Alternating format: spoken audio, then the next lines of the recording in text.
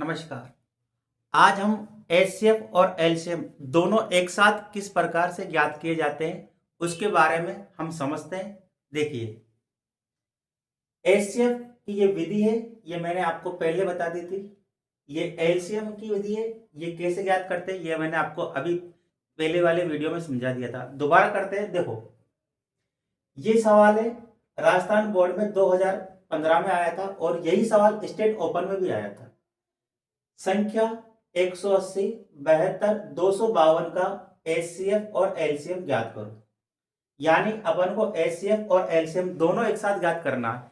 किस प्रकार ज्ञात करेंगे? तीन संख्या है, 180, 72 और 252।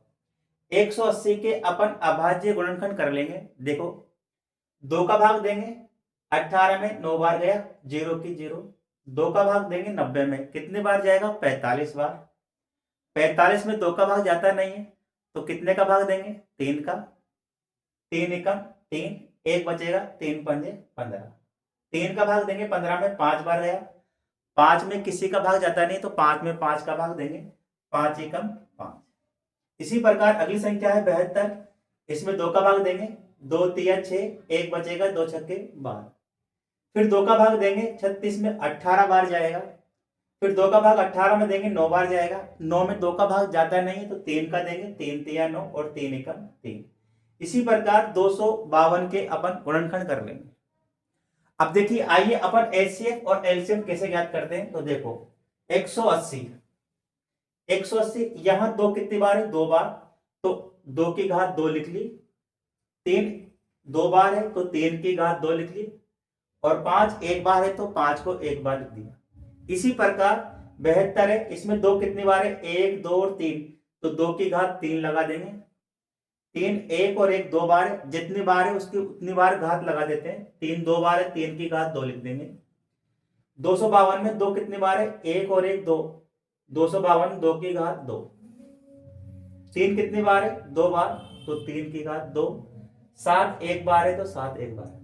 अब एचसीएफ यानी महत्तम समापर्त्य और एलसीएम लघुत्तम समापर्त्य किस प्रकार से ज्ञात करते, मैंने दोनों की विधि आपके सामने लिख दी है। आइए दोबारा हिंदी में पढ़कर सवाल को हल करते हैं। पहले एचसीएफ ज्ञात करते हैं। सबसे पहले समान देखते हैं, यानी अपन को समान संख्या देखनी है। समान होने पर छोटी घात लेते हैं। छोटी घात देखो, तीनों में क्या समान आ रहा है? 2 2 2, तीनों में 2 समान है।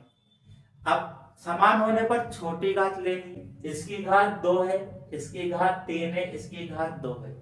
तो सबसे छोटी घात कितनी है? 2, तो 2 की घात 2 लिख दी। फिर क्या समान है? 3 3 3, 3 समान है, इसकी घात 2 है, इसकी घात 2 है, इसकी घात 2, तीनों की घात 2 है, समान है, तो समान घात लिख देंगे। 5 और 7 ये दोनों असमान है। आइए आगे देखते हैं। समान नहीं होने पर उसे नहीं लिखते।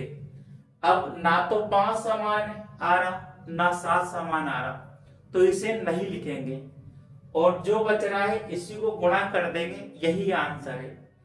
2 की घात 2 यानी 2 का वर्ग 4 होता है। 3 का वर्ग कितना होता है? 9। 4 को 9 से गुणा करेंगे तो 4 नाम 36। यही आपका एचसीएफ है और यही आपका आंसर है। इसी प्रकार इन्हीं संख्याओं का एलसीएम ज्ञात करना है। तो एलसीएम अभी अपन ने ज्ञात किया था इससे पहले वाले सवाल में।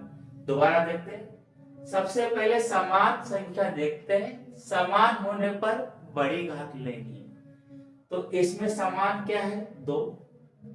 बड़ी घात कितनी है? 3, तो 2 की घात 3 लेते हैं। एचसीएफ में छोटी घात लेते हैं, एलसीएम में बड़ी घात लेते हैं, तो 2 की घात 3। फिर 3 समान है, इसकी बड़ी घात, दोनों में 2 2 समान है, तो 3 की घात 2 ले लेंगे।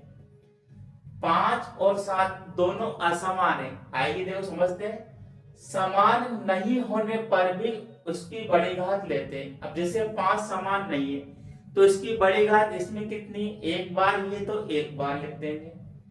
7 समान नहीं है, इसकी बड़ी घात लेनी है, एक ही है तो एक बार लिख देंगे। इन सबको गुणा करेंगे तो 2 की घात 3, 2 को 3 बार लिखकर गुणा करना है तो 8 आएगा। 3 का वर्ग करते हैं तो कितना आएगा 9, 5 के 5 और 7 के 7, 8 नाम 72, 72 को 5 से गुणा करेंगे और 7 से गुणा करेंगे तो एंड में आएगा 2520। यही आपका एलसीएम है। नमस्कार। ये मेरा यूट्यूब चैनल है, इसे आप लोग ज़्यादा से ज़्यादा शेयर करें और सब्सक्राइब करें।